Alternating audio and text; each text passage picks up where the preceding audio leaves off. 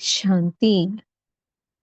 आज 4 फरवरी 2025 के साकार मधुर महावाक्य हैं मधुबन से। मीठे बाप दादाजी ने कहा, मीठे बच्चे, बाप तुम्हें अविनाशी ज्ञान रत्नों का दान देते हैं। तुम फिर औरों को दान देते रहो। इसी दान से सद्गति हो जाएगी। प्रश्न है, कौन सा नया रास्ता तुम बच्चों के सिवाय कोई भी नहीं जानता है? उत्तर है, घर का रास्ता व स्वर्ग जाने का रास्ता अभी बाप द्वारा तुम्हें मिला है। तुम जानते हो, शांति धाम हम आत्माओं का घर है। स्वर्ग अलग है, शांति धाम अलग है। ये नया रास्ता तुम्हारे सिवाय कोई भी नहीं जानता। तुम कहते हो, अब कुंभकर्ण की नींद छोड़ो, आंख खोलो, पावन बनो। पावन बनकर ही घर जा सकेंगे। तो वो समय आ चुका है कि अज्ञानता की नींद से सबको जगाना है, सबको पवित्र बनाना है और अब सबको घर जाना है। इस कार्य में हमें बाबा का सहयोगी बनना है। गीत चला है, जाग सजनिया जाग। ओम शांति। भगवानुवाच, ये तो बाप ने समझाया है कि मनुष्य को व देवताओं को भगवान नहीं कहा जाता, क्योंकि इनका साकारी रूप है। बाकी परम पिता परमात्मा का ना आकारी ना साकारी रूप है, इसलिए उनको शिव परमात्माए नमा कहा जाता है। ज्ञान का सागर वो एक ही है। कोई मनुष्य में ज्ञान हो नहीं सकता। किसका ज्ञान? रचता और रचना के आदि मध्य अंत का ज्ञान, अथवा आत्मा और परमात्मा का ये ज्ञान कोई में नहीं है। तो बाप आकर जगाते हैं, हे सजनिया, हे भक्तियां जागो। सभी मेल अथवा फीमेल भक्तियां हैं, भगवान को याद करते हैं।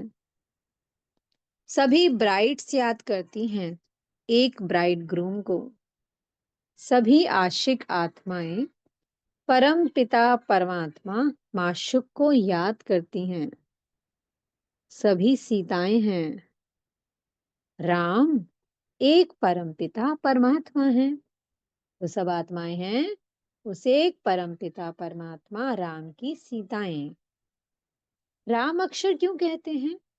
रावण राज्य है ना, तो उसकी भेंट में राम राज्य कहा जाता है।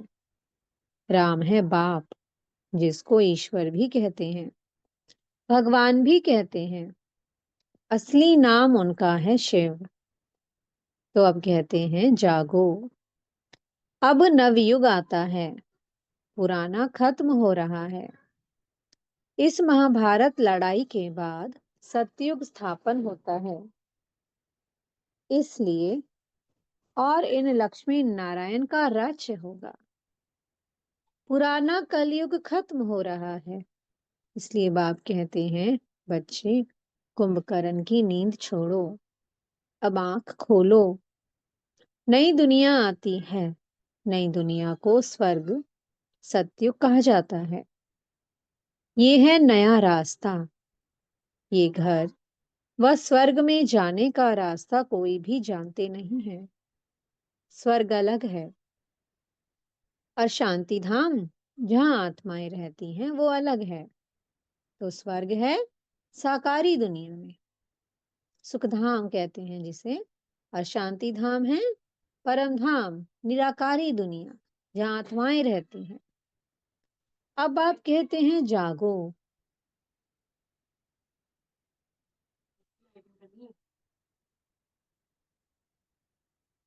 तुम रावण राज्य में पतित हो गए हो। इस समय एक भी पवित्र आत्मा नहीं हो सकती, पुण्य आत्मा नहीं कहेंगे। भल मनुष्य दान पुण्य करते हैं, परंतु पवित्र आत्मा तो एक भी नहीं है। यहाँ कलयुग में है पतित आत्माएं, सतयुग में है पावन आत्माएं। इसलिए कहते हैं, हे शिव बाबा, आकर हमको पावन आत्मा बनाओ। ये पवित्रता की बात है। इस समय बाप आकर तुम बच्चों को अविनाशी ज्ञान रत्नों का दान देते हैं। कहते हैं तुम भी औरों को दान देते रहो, तो 5 विकारों का ग्रहण छूट जाए। 5 विकारों का दान दो, तो दुख का ग्रहण छूट जाए। पवित्र बन सुखधाम में चले जाएंगे। 5 विकारों में नंबर 1 है काम। उसको छोड़ पवित्र बनो। खुद भी कहते हैं, हे पतित पावन, हमको पावन बनाओ। पतित विकारी को कहा जाता है। ये सुख और दुख का खेल भारत के लिए ही है। बाप भारत में ही आकर साधारण तन में प्रवेश करते हैं। फिर इनकी भी बायोग्राफी बैठ सुनाते हैं। ये हैं सब ब्राह्मण ब्राह्मणियां, प्रजापिता ब्रह्मा की औलाद। तुम सबको पवित्र बनने की युक्ति बताते हो। ब्रह्मा कुमार और कुमारियां, तुम विकार में जा नहीं सकते हो। तुम ब्राह्मणों का ये एक ही जन्म है। देवता वर्ण में तुम 24 जन्म लेते हो। देवताई वर्ण में होते हैं हमारे 20 जन्म। वैश्य शूद्र वर्ण में 63 जन्म। ब्राह्मण वर्ण का ये एक अंतिम जन्म है, जिसमें ही पवित्र बनना है। बाप कहते हैं, पवित्र बनो। बाप की याद अथवा योग बल से विकर्म भस्म होंगी। ये एक जन्म पवित्र बनना है। सतयुग में तो कोई पतित होता नहीं। अभी ये अंतिम जन्म पावन बनेंगे, तो 21 जन्म पावन रहेंगे। पावन थे, अब पतित बने हो। पतित हैं तब तो बुलाते हैं। पतित किसने बनाया है?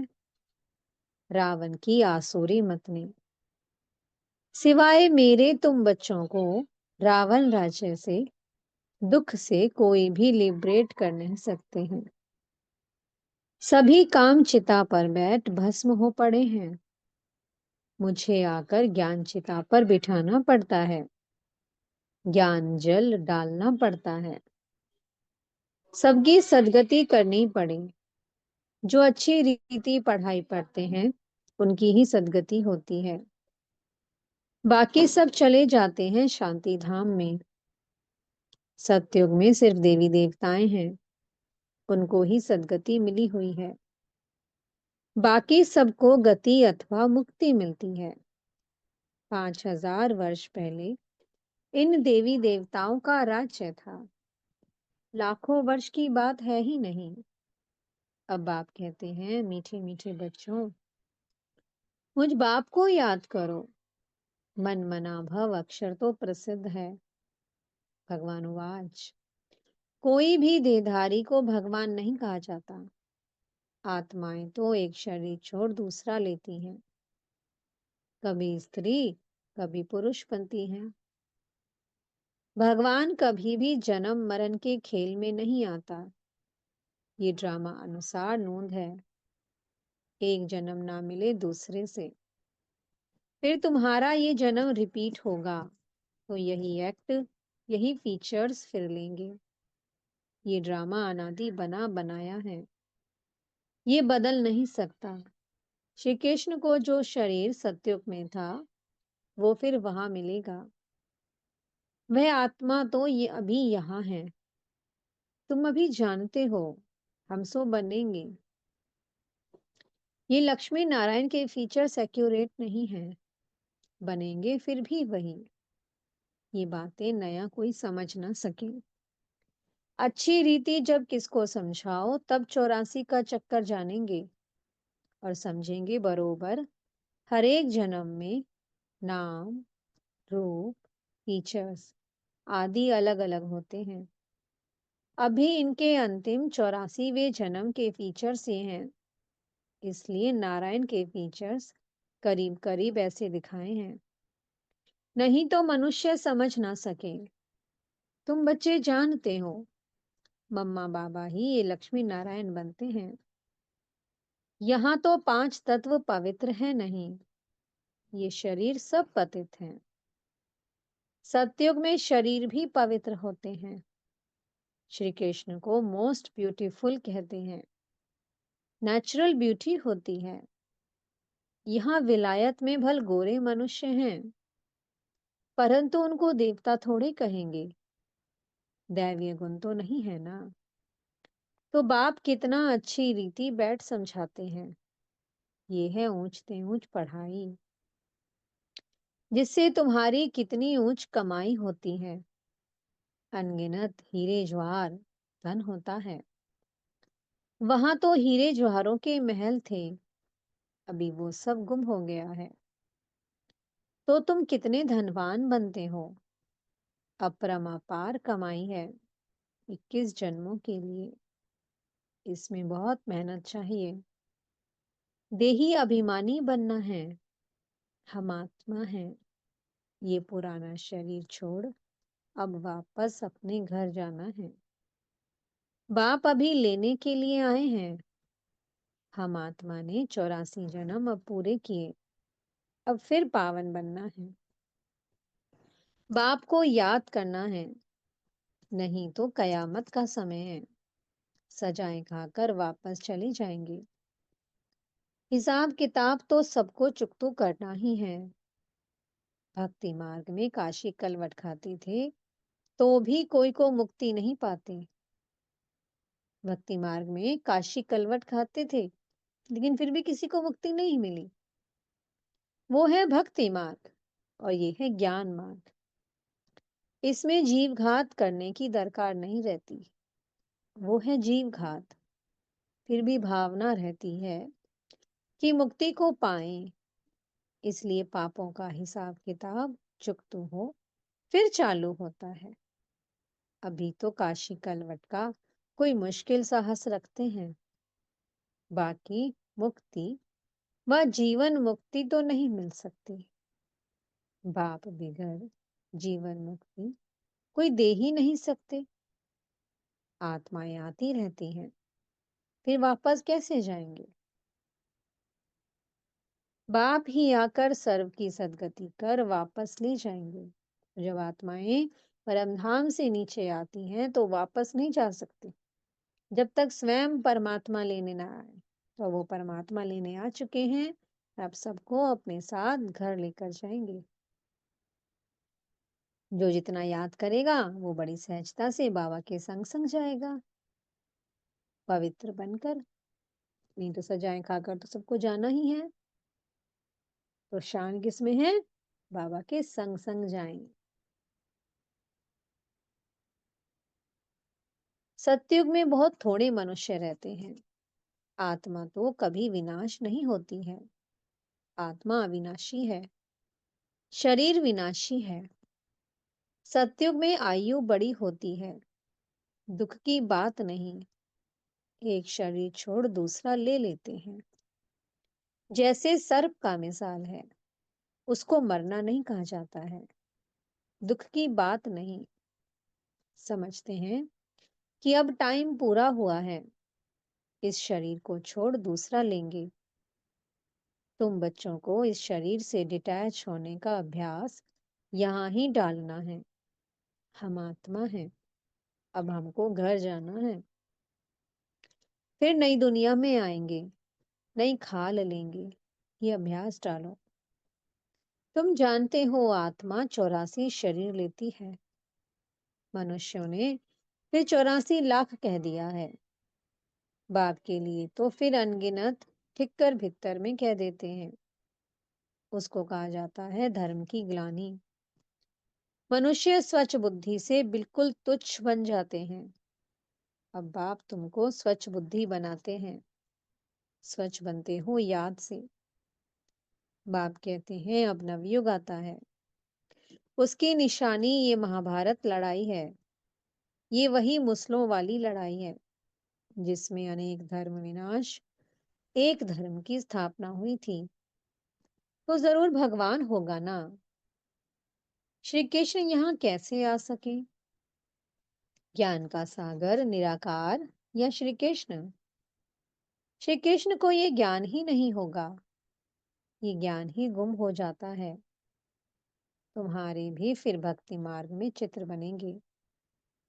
तुम पूज्य ही पुजारी बनते हो, कला कम हो जाती है, आयु भी कम होती जाती है, क्योंकि भोगी बन जाते हो। वहां है योगी, ऐसे नहीं कि किसकी याद में योग लगाते हो। वहां है ही पवित्र। श्री कृष्ण को भी योगेश्वर कहते हैं। इस समय श्री कृष्ण की आत्मा बाप के साथ योग लगा रही है। श्री कृष्ण की आत्मा इस समय योगेश्वर है। सतयुग में योगेश्वर नहीं कहेंगे, वहां तो प्रिंस बनती है। तो तुम्हारी पिछाड़ी में ऐसी अवस्था रहनी चाहिए जो सिवाय बाप के और कोई शरीर की याद ना रहे। शरीर से और पुरानी दुनिया से ममत्व मिट जाए। सन्यासी रहते तो पुरानी दुनिया में हैं, परंतु घर बार से ममत्व मिटा देते हैं। ब्रह्म को ईश्वर समझ उनसे योग लगाते हैं। अपने को ब्रह्म ज्ञानी तत्व ज्ञानी कहते हैं। समझते हैं कि हम ब्रह्म में लीन हो जाएंगे। बाप कहते हैं ये सब रॉन्ग है। राइट तो मैं हूं, मुझे ही ट्रुथ कहा जाता है। तो बाप समझाते हैं याद की यात्रा बड़ी पक्की चाहिए, ज्ञान तो बड़ा सहज है। देही अभिमानी बनने में ही मेहनत है। बाप कहते हैं किसकी भी देह याद ना आए, ये है भूतों की याद। शरीर को याद करना मतलब कि भूतों को याद करना। भूत पूछा, मैं तो शरीरी हूं, तुमको याद करना है मुझे। इन आंखों से देखते हुए बुद्धि से बाप को याद करो। बाप के डायरेक्शन पर चलो तो धर्मराज की सजाओं से छूट जाएंगे। पावन बनेंगे तो सजाएं खत्म हो जाएंगी। बड़ी भारी मंजिल है। प्रजा बनना तो बहुत सहज है, उसमें भी साहूकार प्रजा, गरीब प्रजा कौन कौन बन सकते हैं, सब समझाते हैं। पिछाड़ी में तुम्हारे बुद्धि का योग रहना चाहिए, बाप और घर से। जैसे एक्टर्स का नाटक में पार्ट पूरा होता है तो बुद्धि घर में चली जाती है। ये है बेहद की बात। वो होती है हद की आमदनी और ये है बेहद की आमदनी। अच्छे एक्टर्स की आमदनी भी बहुत होती है ना। तो बाप कहते हैं ग्रस्त व्यवहार में रहते बुद्धि योग वहां लगाना है। वो आशिक माशुक होते हैं एक दो के, यहाँ तो सब आशिक हैं एक माशुक के। तुम्हारी बुद्धि कहाँ लटकी रहे? परमधाम में बाबा के पास। उनको ही सब याद करते हैं। वंडरफुल मुसाफिर है ना, इस समय आए हैं सब दुखों से छुड़ाकर सदगति में ले जाने के लिए। उनको कहा जाता है सच्चा सच्चा माशुक। वो एक दो के शरीर पर आशिक होते हैं, विकार की बात नहीं। उसको कहेंगे दे अभिमान का योग। वह भूतों की याद हो गई।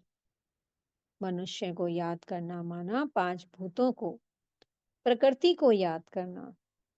बाप कहते हैं प्रकृति को भूल मुझे याद करो। मेहनत है ना। और फिर दैवीय गुण भी चाहिए। कोई से बदला लेना ये भी आसुरी गुण है। सतयुग में होता ही है एक धर्म, बदले की बात नहीं। वो है ही अद्वैत देवता धर्म, जो शिव बाबा बिगर कोई स्थापन कर ना सके। सूक्ष्म वतनवासी देवताओं को कहेंगे फरिश्ते। इस समय तुम हो ब्राह्मण, फिर फरिश्ता बनेंगे, फिर वापस जाएंगे घर। फिर नई दुनिया में आकर दैवीय गुण वाले मनुष्य अर्थात देवता बनेंगे। पहले सब घर जाएंगे, अभी घर से आत्माएं नीचे उतरेंगी तो क्या बनेंगी? देवी देवता। अभी शूद्र से ब्राह्मण बनते हो। प्रजापिता ब्रह्मा का बच्चा ना बने तो वर्षा कैसे लेंगे? ये प्रजापिता ब्रह्मा और मम्मा, वो फिर लक्ष्मी नारायण बनते हैं। अब देखो, तुमको जैनी लोग कहते हैं कि हमारा जैन धर्म सबसे पुराना है। अब वास्तव में महावीर तो आदिदेव ब्रह्मा को ही कहते हैं। है ब्रह्मा ही, परंतु कोई जैन मुनि आया तो उसने महावीर नाम रख दिया। तो सच्चा सच्चा महावीर कौन बना? ब्रह्मा बाबा। अभी तुम सब महावीर हो ना, माया पर जीत पा रहे हो। तुम सब बहादुर बनते हो। सच्चे सच्चे महावीर महावीरनिया तुम हो। तुम्हारा नाम है शिव शक्ति। शेर पर सवारी है और महारथियों की हाथी पर। फिर भी बाप कहते हैं बड़ा भारी मंजिल है। मंजिल बहुत भारी है। एक बाप को याद करना है तो विकर्म विनाश हो, और कोई रास्ता नहीं है। योग बल से तुम विश्व पर राज्य करते हो। आत्मा कहती है अब मुझे घर जाना है। ये पुरानी दुनिया है। ये है बेहद का सन्यास। ग्रस्त व्यवहार में रहते पवित्र बनना है, और चक्र को समझने से चक्रवर्ती राजा बन जाएंगे। अच्छा, मीठे मीठे से की लधे बच्चों प्रति माता पिता बाप दादा का याद प्यार और गुड मॉर्निंग। रूहानी बाप की रूहानी बच्चों को नमस्ते। हम रूहानी बच्चों की मीठे रूहानी बाप दादाजी को बहुत बहुत याद प्यार, गुड मॉर्निंग और नमस्ते। धारणा के लिए मुख्य सार है। पहला पॉइंट, धर्मराज की सजाओं से बचने के लिए किसी की भी देह को याद नहीं करना है।